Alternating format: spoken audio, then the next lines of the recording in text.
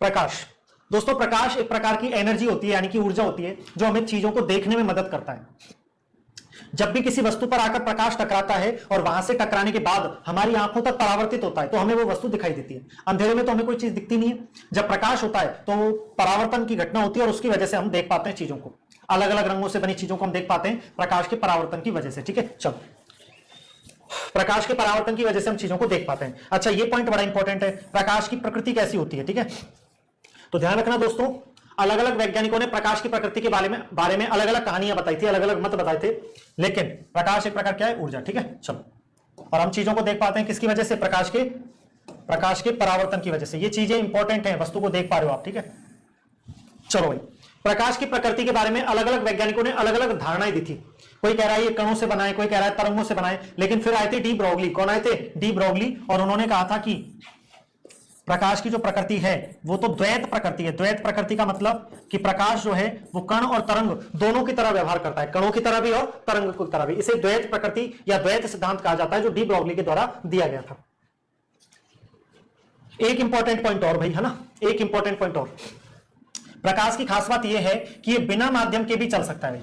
प्रकाश को चलने के लिए माध्यम की आवश्यकता नहीं है। क्यों? प्रकाश जो तरंग है वो अयांत्रिक तरंग है। प्रकाश के बारे में 3 पॉइंट यहां पर मैं लिख देता हूं। सबसे पहला, प्रकाश एक प्रकार की अयांत्रिक तरंग है। अयांत्रिक यानी बिना माध्यम के भी चल सकती है प्रकाश तरंग है, अयांत्रिक तरंग है। ठीक है, दूसरा, इनकी प्रकृति होती है अनुप्रस्थ।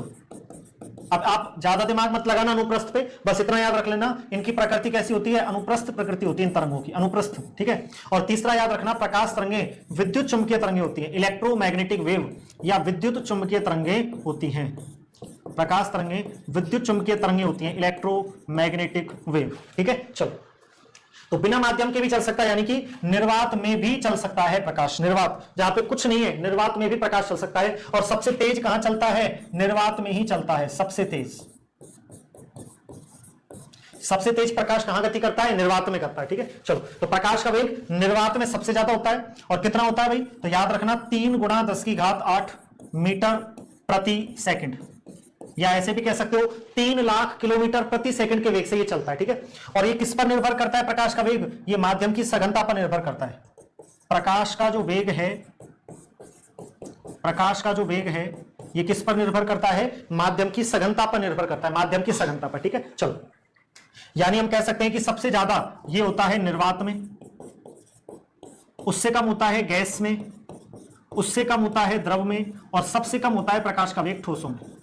तो प्रकाश का वेग का